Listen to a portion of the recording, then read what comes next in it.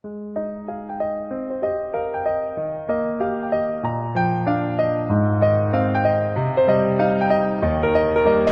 माँ जो इसको जन्म देते ही मर गई थी। जी जी। इसकी आंखें भी नहीं खुली थी।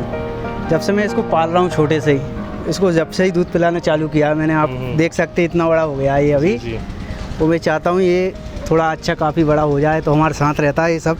क्या नाम है भैया इसका? इसका नाम सर राजू है। राजू। ये हमारा एक स्टाफ है, सदस्य है ये। सदस्य।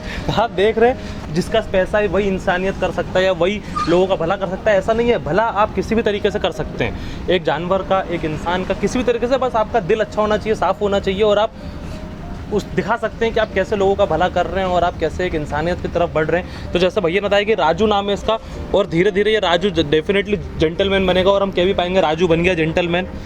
और बड़ा प्यारा है भैया ये। सर उसका रूम भी है, सब कुछ बना है। हाँ। तो बता रहे कि स्टाफ मेंबर आज के टाइम पे इसका रूम एक अंदर छोटा सा दे रखा है इसको रहने के लिए, और ये एक इनका सदस्य आज के टाइम पे। सब इसका ध्यान रखते हैं, बराबर जो रहेगा वो ऑफिस पे इसको दूध पिलाता है डेली। जी जी जी जी। आप कितने साल से ट्रक चला रहे हैं? सर मेरे को 5-6 साल हो गए ट्रक चला। 5-6 साल हो गए। और अभी आपकी उम्र कितनी है? सर मैं 30 के ऊपर है। 30 के ऊपर? 32 है। 30-32 उम्र है आपकी। तो आप मुझे पहले किससे बताइए, क्योंकि मेरे को जब मैं यहाँ पे पता कर रहा था, जब मैं ट्रक ड्राइवर भाइयों का इंटरव्यू लेता था, तो उन लोगों ने मुझे बताया कि अगर आपको किसी का इंटरव्यू लेना है तो आप जाकर राम बाबू का लीजिए, क्योंकि राम बाबू की कम से कम 2 से 3 बार ट्रक के तिरपाल कट चुके और कुछ ना कुछ हो चुका है। तो राम बाबू भाई हमको बताएंगे कि राम बाबू भाई बताइए कि कोई किस्सा बताइए 2 से 3 जो लोगों को सुन के लगे कि दीपावली के टाइम पे गाड़ी लेके आ रहा था, तो मेरी गाड़ी जाली हाइट भरी थी।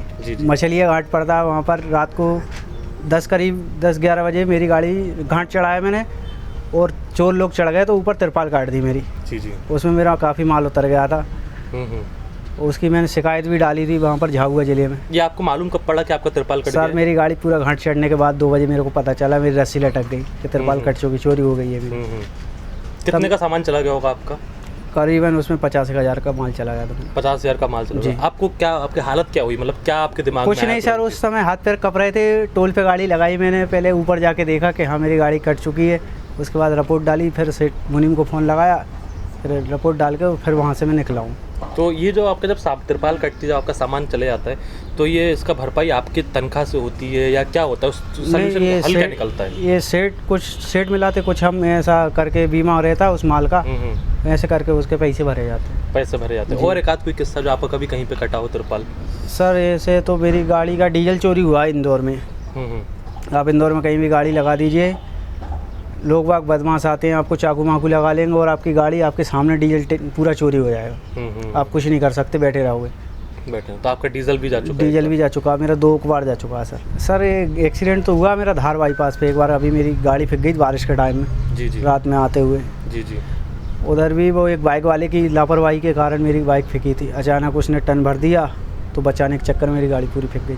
तो मैं भैया सबसे पहले राम बाबू भाई आपसे जानना चाहूँगा कि जब ट्रक से एक्सीडेंट होता है जी, तो गलती हो या ना हो, वो ड्राइवर की गलती मानी जाती है सर। आप लोग के मन में सबसे पहले क्या आता है आप लोग के मन में? सर पहले तो भागने का ही आता है, अगर भाग सकते हैं तो भागते ही हैं। गलती हो या नहीं हो, ड्राइवर को ही मारती, पब्लिक मारती पहले ड्राइवर को ही।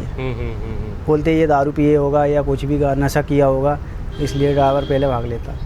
तो मालिक आपके सपोर्ट करते हो उसमें? हाँ, बाद में पहले तो सपोर्ट करते हैं। ऐसा कुछ नहीं है, लापरवाही तो हुई। प्रशासन की तरफ से क्या क्या दिक्कत आती है? आपका जो रूट होता है, आप जैसे बता रहे हैं, आपका कौन कौन सा रूट है मध्य प्रदेश? पूरी परेशानी है सर। बॉर्डर पे चल जाओ, आपकी गाड़ी अंदर लोड है, इसके बाद भी आपके पैसे लगने हैं।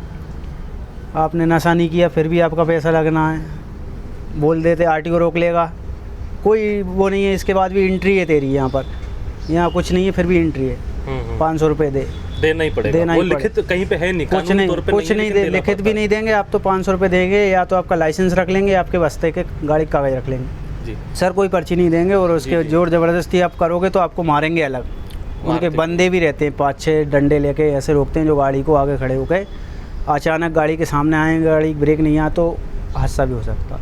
तो और मतलब और क्या क्या दिक्कत है? किस किस तरीके से चालान लिया जाता है आप लोगों से? ज़्यादा चालान सर ओवरलोड के चक्कर में ही लिया जाता है। अगर ऐसा है कि जैसे मान लीजिए आपकी गाड़ी ओवरलोड नहीं है, तो भी ऐसा होता है कि ज़बरदस्ती आप तब फिर सर रोक लेंगे। तो आपने बेल्ट नहीं लगाया, आपकी गाड़ी की लाइट नहीं जल रही है, ब्रेक बत्ती नहीं जल रही है, कुछ ना कुछ बहाने से ले ही लेते हैं। आपने ड्रेस नहीं पहन रखी, किसी भी कारण से आपसे पैसे ले लेंगे। आपको लगता है कि कोई ऐसी सुविधा मिलनी चाहिए आप लोग को जिससे आप लोग का ये जो ज़्यादा चालान कटता है ये ना हो, और जो आप लोग से ज़बरदस्ती आप लोग को घेर लिया जाता है, लूट लिया जाता है, इसकी सुविधा? सर ऐसा को तो होना ही चाहिए, क्योंकि रात में अधिकतर परेशान करते हैं, दिन में कोई नहीं करेगा आपको परेशान, 8:30-9 बजे के बाद ही परेशान करते हैं ये जितने भी लोग हैं। जी जी। आरटीओ नहीं बोलेगा, उसके जो कर्मचारी लोग होते हैं वो लोग ज़्यादा परेशान करते हैं। जी जी।